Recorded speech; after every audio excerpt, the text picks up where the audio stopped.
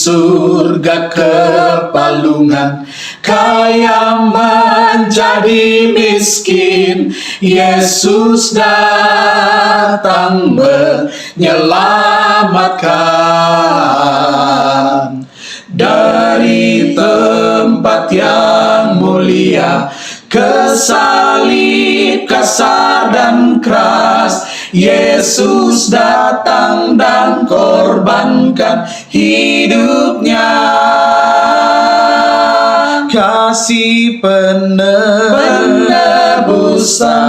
tak kenal batas, kasih yang tak pernah akan mati.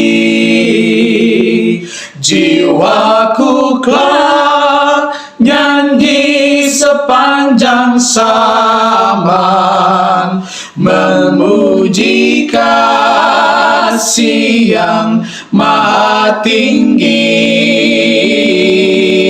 Kasih penebusan tak kenal batas, kasih yang tak pernah akan mati. Jiwaku kelak nyanyi sepanjang zaman, memuji kasih yang maha tinggi.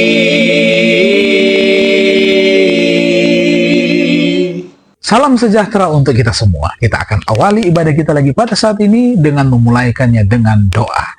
Mari kita bersatu dalam doa. Tuhan Allah Bapa dalam kerajaan surga, kami datang menyembah dan memuliakan nama-Mu. Kami bersyukur karena berkat Tuhan kami rasakan hingga pada saat ini. Ketika kami akan mengawali lagi hari ini, kami mau belajar lagi firman Tuhan. Kuasa Roh Kudus akan memberikan pengertian kepada kami semua. Di dalam nama Yesus Kristus kami persembahkan doa ini. Amin. Firman Tuhan kita ditulis oleh Kei Kusma dengan judul Kekuatan Penyembuhan dari Persekutuan. Ayat tema firman Tuhan. Sungguh alangkah baiknya dan indahnya apabila saudara-saudara diam bersama dengan rukun. Mazmur 133 ayat 1. Kita ikuti akan penjelasannya.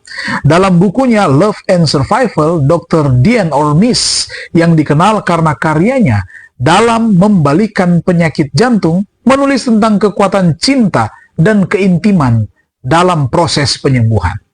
Saya tidak menyadari adanya faktor lain dalam dunia kedokteran, bukan pola makan maupun kebiasaan merokok, bukan olahraga, bukan stres, bukan genetika, bukan obat-obatan, bukan pembenahan yang memiliki dampak yang lebih besar pada kualitas hidup kita, pada kejadian penyakit, dan pada kematian dini oleh sebab apapun.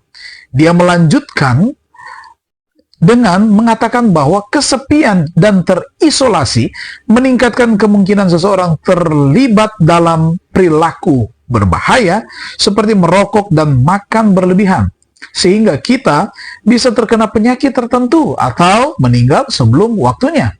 Dan kita tidak akan sepenuhnya mengalami kegembiraan kehidupan sehari-hari. Singkatnya, Ornish mengamati apa saja yang menimbulkan rasa terkucilkan seringkali menyebabkan penyakit dan penderitaan. Semua yang mempromosikan rasa cinta dan keintiman, hubungan dan komunitas adalah menyembuhkan. Nah, penelitian di Universitas California memperkuat pengamatan ini. Ditemukan bahwa kesepian dan kurangnya dukungan emosional dapat menyebabkan peningkatan kemungkinan seseorang didiagnosis menderita penyakit jantung sebanyak 3 kali lipat. Sementara hanya dengan memiliki satu orang saja yang siap sedia memberi dukungan emosional sudah cukup untuk mengurangi risiko penyakit jantung. Sungguh menakjubkan, bukan? Bahwa hanya satu orang saja bisa membuat perbedaan besar dalam kelangsungan hidup seseorang. Nah, apa yang Anda lakukan untuk menjadi teman seperti ini? Apakah Anda adalah bagian dari kelompok kecil yang berbagi bersama, mempelajari firman Tuhan bersama-sama, melayani bersama untuk membantu orang lain dan menderita bersama? Nah, Alkitab memerintahkan jenis hubungan ini. untuk masuk ke dalam penderitaan dan kesedihan satu sama lain dan saling memikul beban. Paulus berkata, bertolong-tolonglah menanggung beban. Demikianlah kamu memenuhi hukum Kristus. Galatia 6 ayatnya yang kedua. Ayub berseru, siapa menahan kasih sayang terhadap sesamanya, melalaikan takut akan yang maha kuasa. Ayub 6 ayat 14. Rick Warren berkata dalam bukunya, dia tuliskan seperti ini, adalah di dalam saat-saat krisis yang mendalam, kesedihan dan keraguan di mana kita sangat membutuhkan satu sama lain. Ketika keadaan menghimpit kita hingga iman kita goyah, saat itulah kita paling membutuhkan teman yang bisa dipercaya. Kita memerlukan sekelompok kecil teman untuk beriman kepada Tuhan bagi kita dan untuk membantu juga kita melewatinya. Nah, di dalam kelompok kecil, tubuh Kristus nyata dan dapat disentuh bahkan ketika Allah tampak jauh.